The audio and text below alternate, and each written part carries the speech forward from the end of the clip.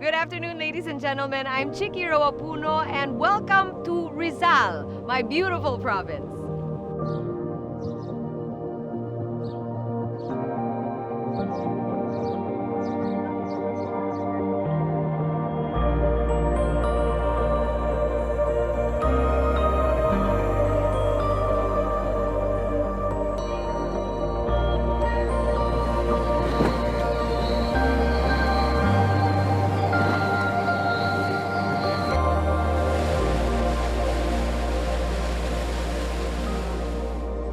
Over the past few years, the My City, My SM series has showcased the different facets of Rizal's rich culture, its tourist attractions, its cuisine, and most recently, its artists and crafts.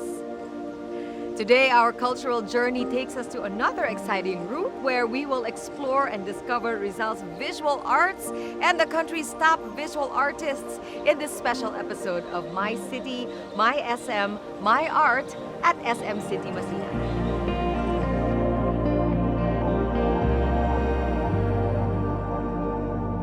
On August 24, 2010, the province of Rizal was honored as the country's culture capital as part of the ASEAN program that highlights cultural initiatives as a key element in ASEAN Community building. Supported by the UNESCO, the program allowed the Philippines to travel through a cultural highway for 2 years by promoting people-to-people exchanges. This is not surprising, as the province, named after our national hero Dr. Jose Rizal, has been known as the Cradle of Philippine Art because of its artists' communities and folk festivals. In fact, we can say that art is part of our province's destiny.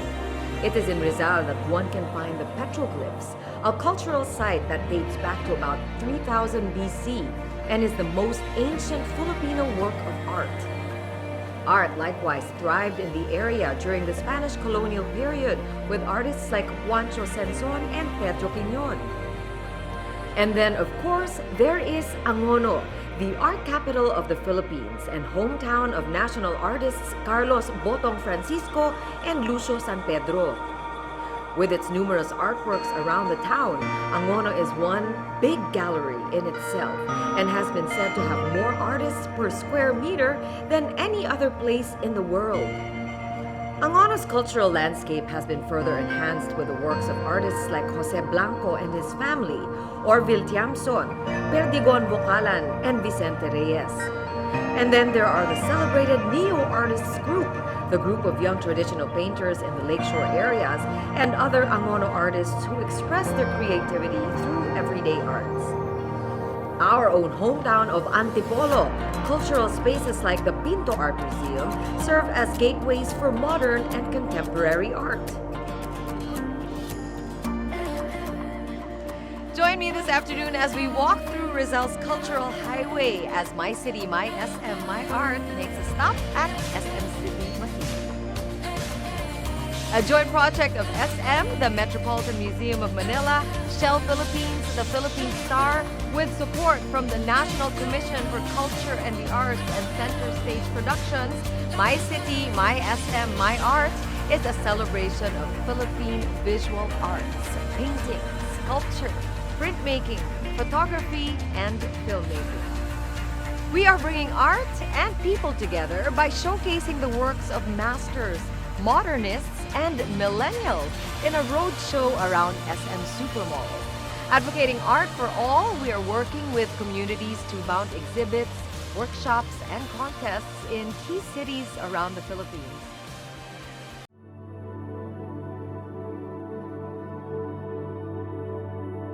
It is said that in Angono, one doesn't only talk about art and culture in the past tense, but also in the present and future. It's amazing how Angono has preserved the works of its artists from the petroglyphs to the works of its master artists. More amazing is how the Cradle of Philippine Art is nurturing a new generation of artists through art-oriented schools like the University of Rizal System, or URS. Finalized by the passage of Republic Act No. 9157 and made into law in August of 2001, URS came into existence after the merging of three institutions, namely the Rizal State College, Rizal Polytechnic College, and Rizal Technological University Antipolo Annex. URS has since expanded through satellite campuses across Rizal, driven by its commitment to produce competent graduates in the fields of business, engineering, science and technology, and of course, culture and the arts. So since 2001, nakikilala ang University of Rizal system ang Gono Campus dahil sa mga estudyante namin nag-excel sa finals. So, nagko-compete sila sa mga national competition, maraming different competitions, nananalo sila, nag-place sila sa mga top 10, top awardees for this particular competition. So, yun nga maganda, though it's a small campus, one of the smallest campus in fact, among the URS system. Nakikilala ang URS because of the fine arts.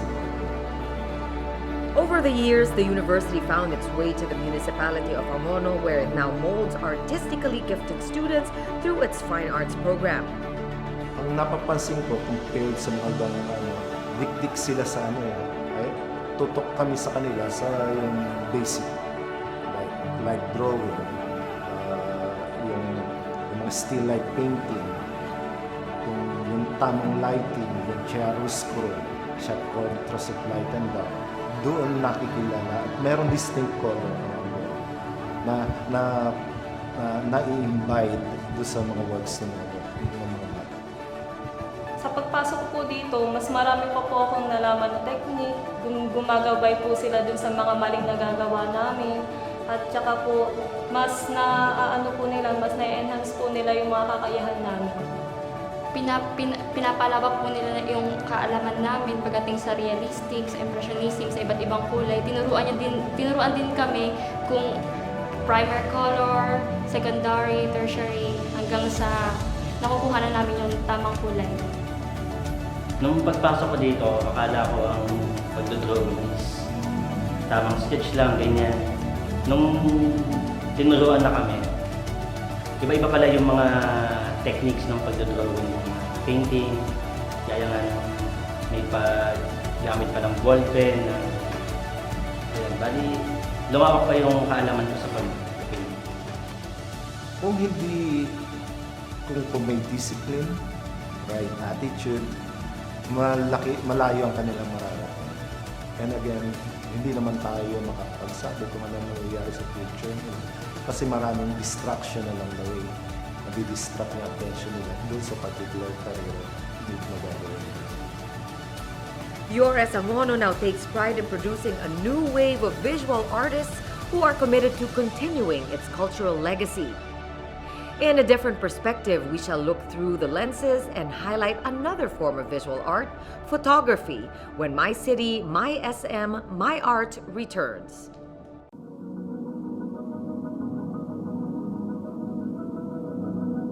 While Rizal's artistic tradition can be traced back to prehistoric times, Rizaleños have also found new ways of expressing themselves. One of these is photography. In a world where photography has become a global cacophony of free frames and millions of pictures are uploaded every minute, a photograph stands out when it becomes a powerful tool that captures raw human emotions, grabs attention, urges action, and shapes public opinion. The very best images remind us that a photograph has the power to infinitely more than document. It can transport us to unseen worlds and open our minds to new ideas. Believing in this power, Danny Victoriano founded Pitik Mulat, a local network of advocacy-driven lensmen who use their skills in photography to advance a good cause, usually on the preservation of nature.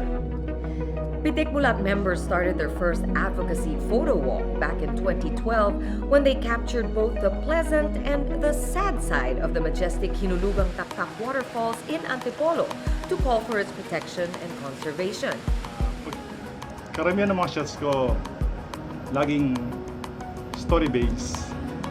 Story-based in the sense na yung mga pangkaraniwang eksena na nangyayari sa buhay ng masa, sa magsasaka, sa manggagawa, yung mga ganun yung kinukuha ko mga imahe.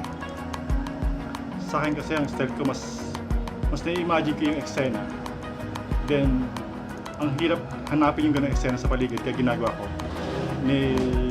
Nire-reenact ko yung eksena na para makapit ko siya. Parang bilang photographer na nagpo-produce kami ng mga gandang imahe.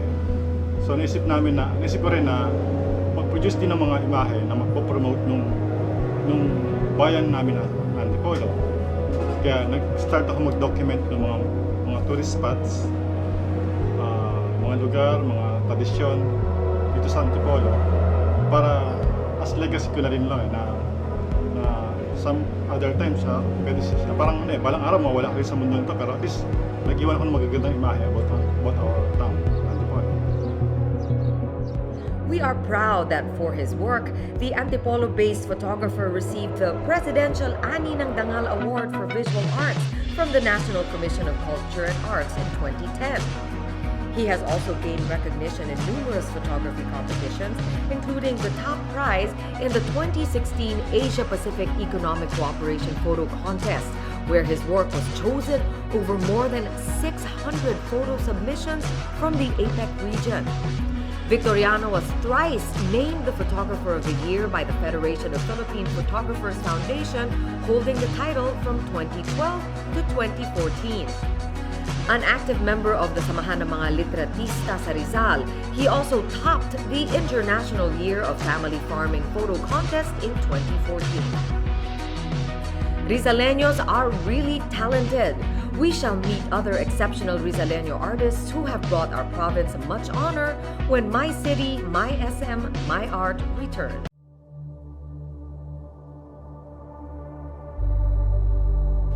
From Angono, our cultural journey takes us to Antipolo City, the pilgrimage capital of the Philippines, where thousands of devotees flock to the cathedral to venerate the miraculous image of Our Lady of Peace and Good Voyage. Located on the slopes of the Sierra Madre Range, Antipolo's cool climate, forested hills, and scenic view of the metropolis make it a favorite tourist destination. More recently, the Pinto Art Museum has given tourists more reason to say, as they would in earlier days, "Tayo na sa Antipolo." Tucked in an unspoiled terrain in Sierra Madre Street and Grand Heights, Antipolo, the Pinto Art Museum is a unique art space of predominantly white buildings that house paintings, sculptures, and art installations of various local artists.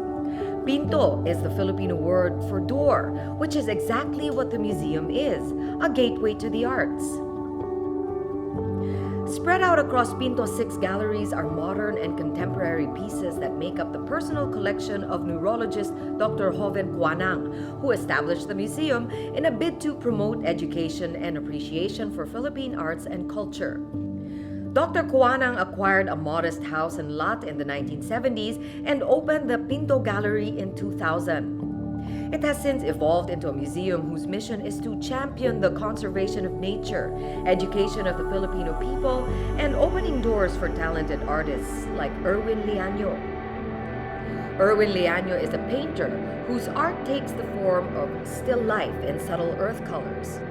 His works, usually commonplace images of stairways, open fields, chairs, and closed doors, offer a unique perspective to our daily lives, rendered in a stimulating and powerful visual. A visual communication graduate from the Fine Arts program of the University of the Philippines in Diliman, Erwin also took up studio arts in 1992. When he is not busy working on a canvas, he puts on another hat as an art educator who teaches oil painting techniques to budding artists. Yung bata kasi ako nung sa grade school, parang nakita ko na yung mga kapatid ko na nagdo-drawing sa sketchpad nila, ganun. So, parang simula nun, parang naging usual na yung pagdo-drawing sa bahay, ganun. Tapos yung parents ko, niregaluhan kami ng mga blackboard. So, ganun, drawing lang. Tapos sa school, Parang normal na activity lang yung pagdodrawing sa likod ng notebook, so ganun. Tapos pag may mga art contest, sali, tapos nananalo din naman. So tuloy-tuloy lang. Erwin is part of the Antipolo Pride art group Saling Pusa and has had numerous one-man shows and group exhibitions with his fellow artists in prominent art galleries in the country. Yung malaking bagay kasi dati parang malaking bagay na meron kang grupo na sinasamahan. Tapos, syempre, nakikita mo sila kung paano sila gumawa, na-inspire ka sa kanila. Tapos, pag may mga shows nakakasama, gano'n. Malaking bagay kasi kaya rin siguro kami nakapasok sa art scene dahil sa binigay na opportunities ni Dr. Kuanang sa amin nung nagsisimula pa lang kami. Wala pang galleries, nag-exhibit pa lang kami sa garden niya, yung pinatawag namin na sampayan exhibit. Kasi sinasabit lang namin talaga yung paintings namin eh. Tapos one day exhibit lang yun. Tapos yun, hanggang nagka-galleries na. Tapos hanggang ngayon, dito pa rin kami. May is the most colorful month in the Philippines as it is the time for fiestas or local activities where Filipino Catholics honor their hometown's patrons in beautiful and entertaining parades like Santa Cruzan and Flores de Mayo. Antipolo-based painter John Paul Antido, or Japs, as he is fondly called, draws inspiration from our vibrant festival culture through his paintings, which feature traditionally dressed folk in fiesta-themed backgrounds. He uses the impasto technique in his artworks, a painting technique in which paint is applied thickly onto the canvas to create a highly textured surface. Unlike other artists who use muted tones in their works, Japs does not steer away from colors, hence creating energetic paintings through the vibrant hues and bold brushstrokes he employs. A fine arts graduate with a major in painting from the University of the Philippines in Diliman, Japs has earned several distinctions, including the grand prize in the Art Petron National Student Art Competition in 2005. Nung bata pa ako, nag-enroll ako sa isang art workshop. Bali yung tito ko yung instructor, so libre lang yung tuition fee. And then, mahilig ako sa mga comics nung bata ko, mga Marvel comics, ganun. Tapos kinokopya ko yung mga comics, yung drawing ko sa sketchpad. And then, hanggang sa nag-high school ako, sumasali ng mga art competitions. Ayun. Tapos, doon ko na-meet yung sangbiyahe na group. Sila yung mga kasama ko. Dati sila yung competition ko, pero naging sila yung kasama ko. Tapos, nung nag-college kami, nagplano na kami sa UP kami lahat magka-college. And then, nagkatotoo naman sa UP kami lahat. Hanggang ngayon, nag-paint pa rin yung sangbiyahe. Ang style ko is yung textured paintings. So, impasto yung tawag sa kanya. Pero ako, ginagawa kong parang layering siya ng paint. Bali, parang inspiration ko yung mga paintings nila, Van Gogh, tsaka ni Monet. Nung una, sa malayo, akala nila fabric yung gawa ko. Parang akala nila tinahe. Tapos pag lumapit sila, doon nila nakikita na layer of paints pala. Yung ganun. Japs has had 5 solo exhibitions, and his works have also been featured in group exhibits abroad, particularly in Singapore, Malaysia, Laos, and Denmark. This artists run in the family. We will find out when My City, My SM, My Art returns.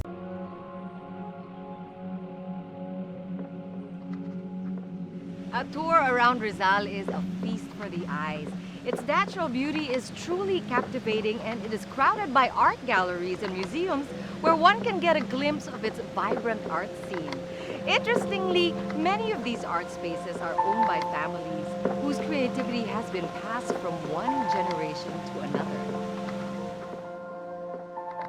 One such family is the Samsons, the brothers Gerson, Pogs, and JP, who depict the realities of Philippine life in their own unique ways. Gerson Samson is a painter known for his yellow and orange tone works featuring urban images, house interiors, and domestic scenes. His works give viewers the perspective of an outsider looking in and taking a peek at family traditions in common Filipino households. Nag-ano ako kay Ferdy Montemayor dati, kinuha niya akong apprentice. Yun. So, nakita ko yung pamumuhay ng isang artist, tapos yung paano yung style niya rin. Nakita ko yung saan siya kumukuha ng inspiration. Parang na ano rin ako doon. So kung makikita niyo yung painting ko, parang yung paligid ko rin, magulo. Masikip, maraming kung ano-ano parang nang boboso. Gerson has more recently crossed over to another art form, sculpture. His sculptures, built out of hand-molded epoxy resin, usually take the form of a man on a bicycle or a tricycle, denoting the idea of motion or the sense of moving forward.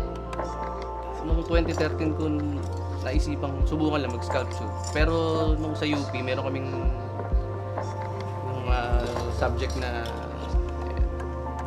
hindi naman yung major, yung ano lang, on the side na subject. Hindi ko na alam tawag eh. Napansin ko na maano ako mag-sculpture. Pag pinakopya kami ng sculpture, talagang kopyang-kopya. So, noong 2013, sabi ko, sa dami ng ginagawa ko, parang, tapos laging iba-iba yung ginagawa ko. Naghanap ako ng iba pang pwede kong gawin. Gerson Samson finished a degree in fine arts with major in painting at the University of the Philippines in 1998. His works have crossed borders through solo and group exhibits in Switzerland, Hong Kong, and Malaysia. Gerson's younger brother, Reynaldo Samson Jr., or Pogs to his family and friends, took a longer artistic route, graduating from the Polytechnic University of the Philippines with a degree not in fine arts, but in banking and finance. Despite opposition from his parents, Pogs still decided to take up the brush after bagging the award from the Metrobank Art Competition in 2010. Yung style ko kasi, dahil hindi nga ako nag-aral ng fine arts, yung mga paintings ko, yung images niya medyo naive, hindi aral. So, para din itago yung mga imperfection. Kaya ako niluluha. Ginaglis ko ng medyo brown, sinisira ako ng konti. His works explore religion, presenting elements of the church with images related to astronomy, leaving the audience to ponder on the concepts of faith, science, and reason. Pogs also renders his paintings as if they are aged and creased, a signature style that sets his works apart from his brothers. Gusto ko lang i-express yung nasa isip ko. Kasi sa ngayon hindi ako masyadong naniniwala sa simbahan. JP is another Samson brother who is creating excitement in the local art scene. A major in painting graduate from the University of the Philippines College of Fine Arts, he won the grand prize in the Government Service and Insurance System Painting Competition in 2005.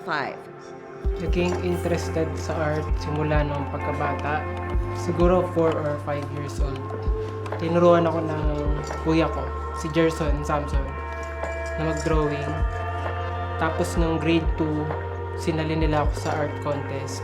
Nanalo ng malait na pera, 500 pesos. Tapos lagi na ako sumasali ng art contest nun. So doon pinapakita ko kung ano yung kung yung nakikita ko sa kapaligiran ko, sinishare ko sa viewer ko sa pamamagitan ng painting. With subjects in classic white school uniforms Filipino viewers are well familiar with, JP's art pieces tackle the Philippine learning system while conveying the power of education. His works, marked by his style of thick textured paint, earned him the prestigious 13 Artists Award by the Cultural Center of the Philippines in 2009. Style ko ay distorted painting. So, dito sa oil on canvas painting ko na to, noong 2004 din, nanalo sa Metrobank naman. Yung picture na to ay mas lumiit yung tao dahil yung kalahati ng katawan, ito yun. tinitignan sa normal angle. Itong kalahating katawan sa taas, tinitignan sa mas mataas na anggulo. Kumbaga sa mata ng Diyos, sa mata ng tao. So, yun yung part ng mini thesis ko dati, nung third year college ako. We are privileged to showcase the life and works of a national artist from Rizal when My City, My SM, My Art returns.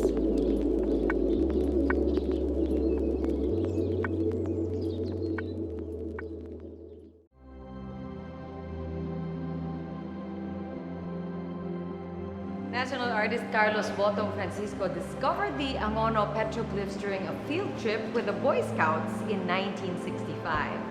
This was not an accident, it was his destiny. This cultural heritage site, which is famous for its rock engravings, 127 drawings of human and animal figures, has been included in the world's inventory of rock art through the auspices of UNESCO, ICCROM, and Economos. The petroglyphs, after all, can be said to be murals, and Botong, who is known as the poet of Angono, single-handedly revived the forgotten art of mural painting and was the most distinguished practitioner of his time. In panels such as those seen on his masterpiece, Filipino Struggles Through History at the Bulwagang Katipunan of Manila City Hall, Botong turned fragments of the historic past into the vivid records of the legendary courage of the ancestors of his race. As an artist who influenced and in turn was inspired by his community, his body of work serves as a visual document of timeless and traditional folkways. Botong was born to Felipe Francisco and Maria Villaluz in Angono and went to college at the University of the Philippines School of Fine Arts.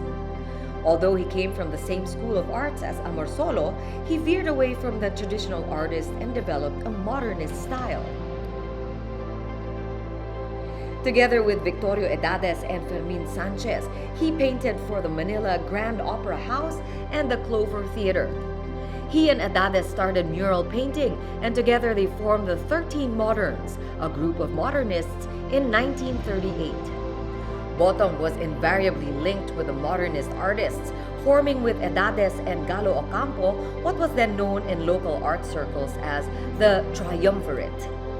They developed the Filipino imagery in their works, taking images from the customs and traditions of his people in the murals they were commissioned to do in lobbies and private residences. There's merong isang parang sentence about about a letter ng lolo sa kanyang panganay na anak na nasa US at that time. According to him, art to live, sabi niya, art to live must go back to a bigger audience. Sabi niya ganyan. So, it should have the power to communicate and not to repel. Yun ang sabi niya. And the exact word that he said was, I do big murals, sabi niya. I do big murals. So I love to paint murals for like a composer, sabi niya. For like a composer, I would like to make a symphony out of our own history and our own way of life.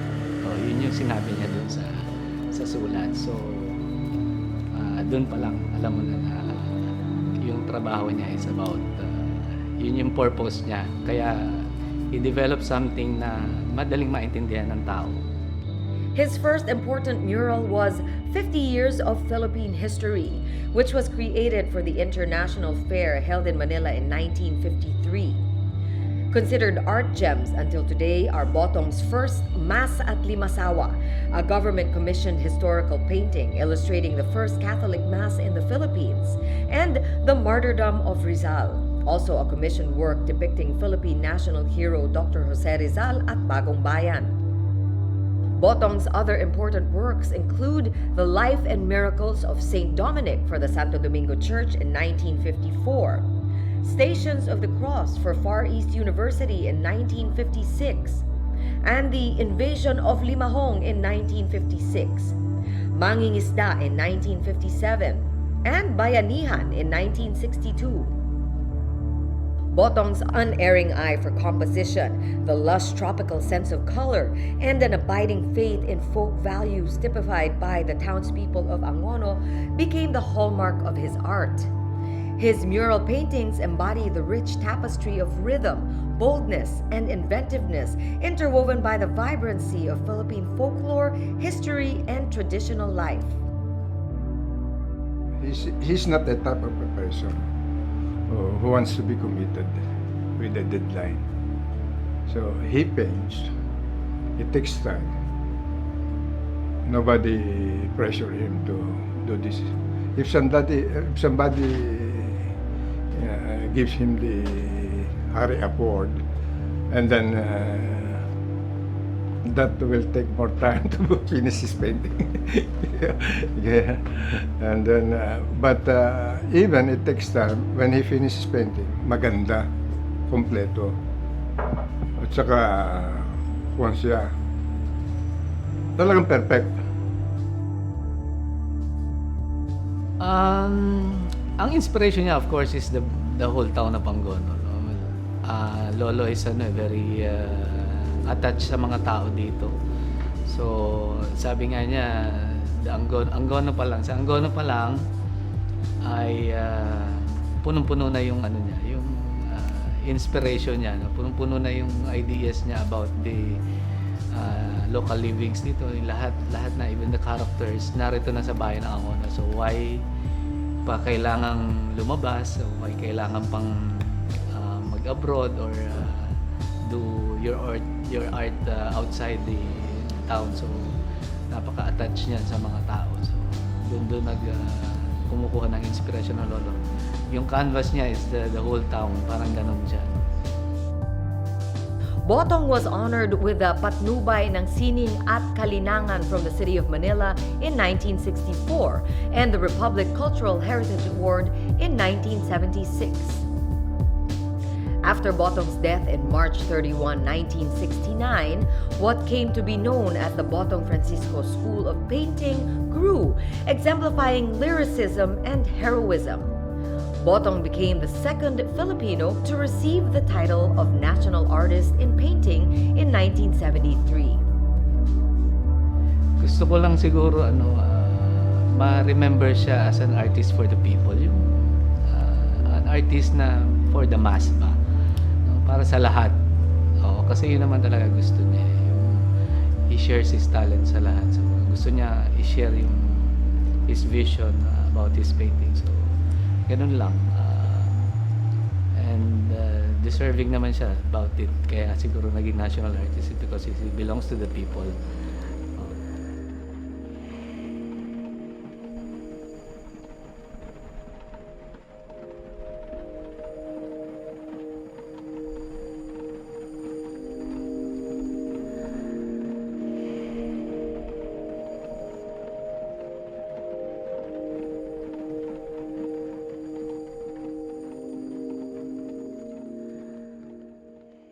This episode has given us the opportunity to learn more and celebrate the works of Rizal's talented visual artists. In behalf of SM, the Metropolitan Museum of Manila, NCCA, Shell Philippines, Center Stage Production, and the Philippine Star, we wish to thank URS Angono, Erwin Liaño, Japs Antido, Gerson Samson, Fog Samson, JP Samson, and Danny Victoriano for sharing their amazing talents and making this My City, My SM, My Art at SM City Masinag possible. Our special appreciation to Carlos Totong Francisco III and visual artist Tam Austria for sharing with us the legacy of national artist Carlos Botong Francisco. Our special thanks also to Pinto Art Museum and First Pacific Leadership Academy. Again, this is Chiki Rowapuno. Thank you for joining me in this wonderful journey. We hope to see you again as we make a stop at SM City Lipa for another episode of My City, My SM, My Art.